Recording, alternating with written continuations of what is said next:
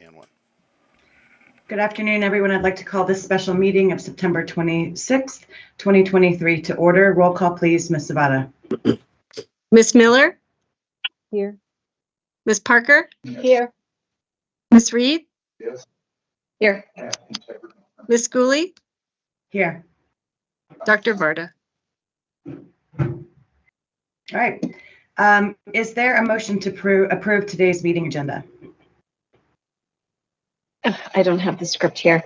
I move to approve the agenda as written for today's special meeting, September 26th, 2023.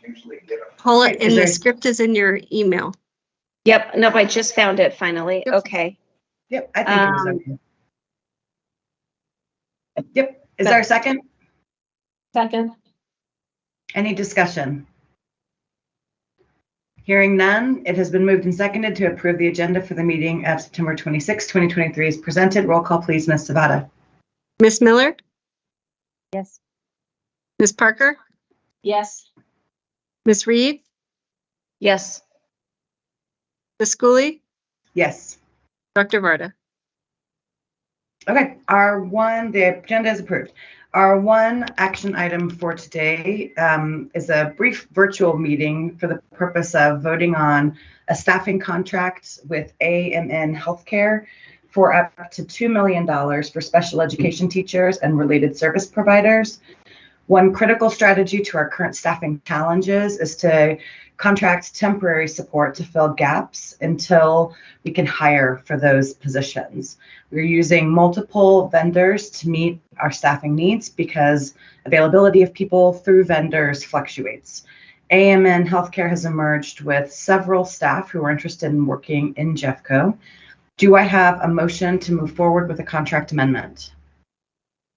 I move to approve the AMN contract amendment as presented in board docs, authorizing the Director of Purchasing to increase the contract amount up to $2 million. Do I have a second?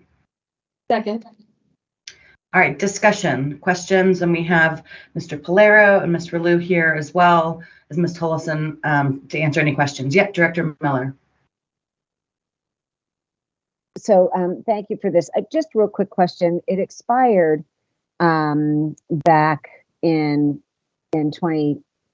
June, right, Matt? That contract had ended. So if we knew that it was going to be expiring, is there a reason why we delayed on not having this contract ready to go so that it could be a part of the budget? I'm just wanting to understand the timeline and the decision-making process.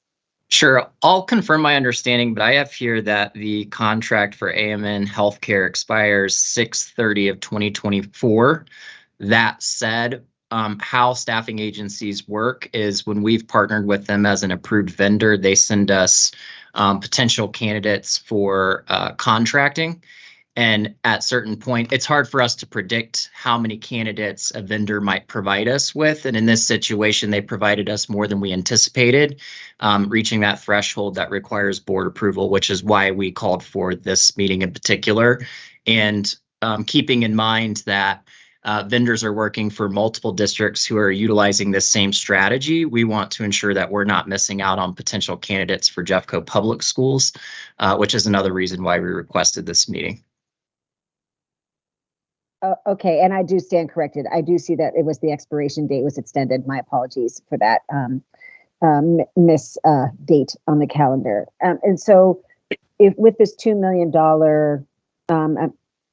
expansion or agreement, I guess we could say, is this going to be satisfactory, you believe, for what we need to meet our objectives to serve our children through the 30th of 2024? I do believe this will allow us the flexibility we need throughout the year to partner with AMN Healthcare when they provide us potential candidates. Keeping in mind that we're asking to be able to spend up to this amount, we're not actually paying them this amount. We only pay for what services we receive. I would also just like to hold on, sorry.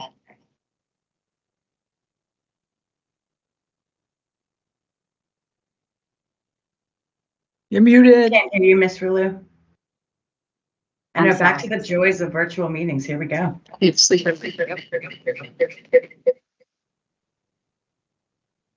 Okay, let me try this again. Can you guys hear me? Yes. Okay. So I just wanted to clarify that we will potentially bring you additional. So this is one vendor, and we use multiple vendors because they have different staffing at different times, available to us. So you may see additional contracts come to the board on consent in the future, just because, again, it's an up to amount, and we may need to leverage multiple contractors for the staffing needs that we have.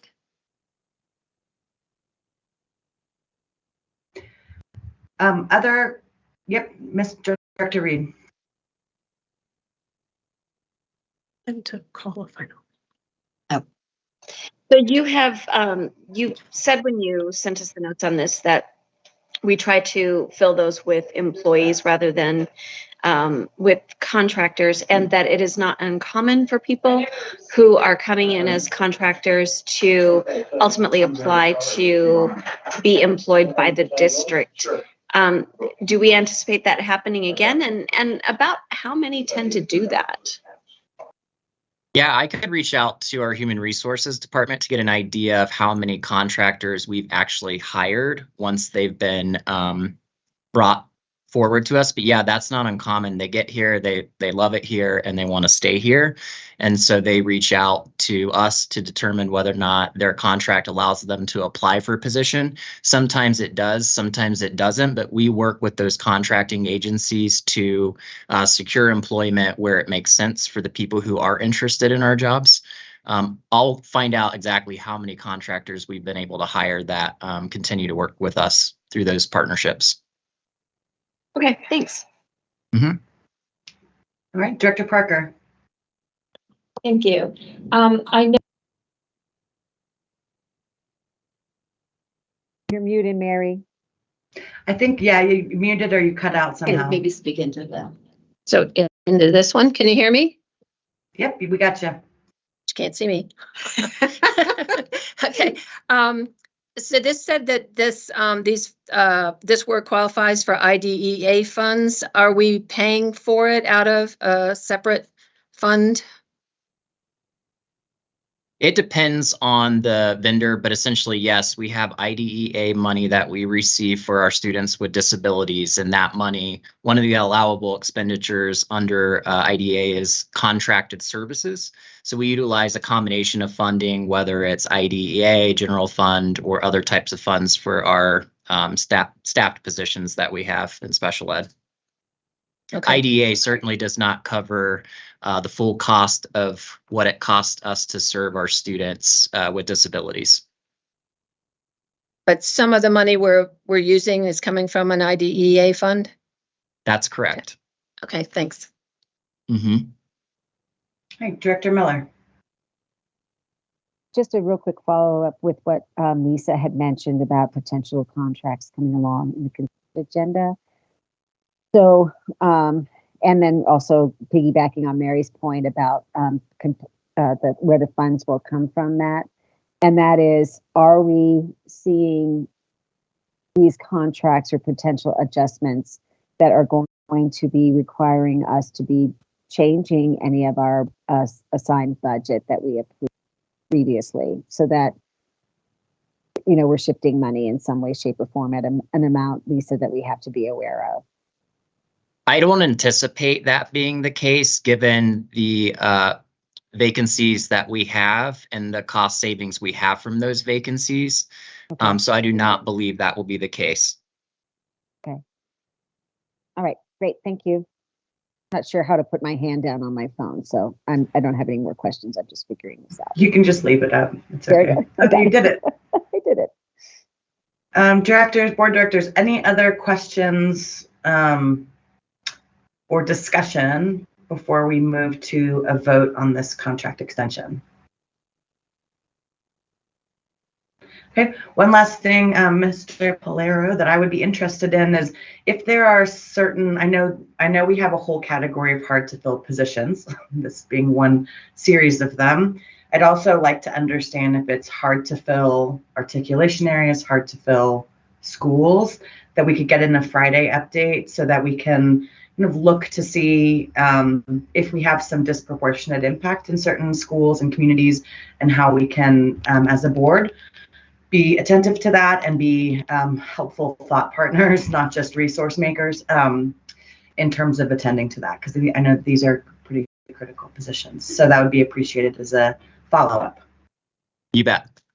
Great. It has any further discussion? Okay. It has been moved and seconded that the board will approve the contract amendment as presented. Roll call, please, Ms. Zavada. Miss Miller, Yes. Miss Parker, Yes. Miss Reed, Yes. Miss Cooley, Yes. Dr. Varda. Great. Thank you, board, for your work on this. Thank you, Mr. Polero, for your work, making sure that these resources and positions are staffed. That brings us to the end of today's agenda. We will stand adjourned. Our next meeting is a special session, a public hearing for the Regional Opportunities for Thriving Schools Phase 2, scheduled for October 2nd, 2023, 6:30 p.m. at Coal Creek Canyon K through 8. Thank you all for your time. Have a good rest of your day.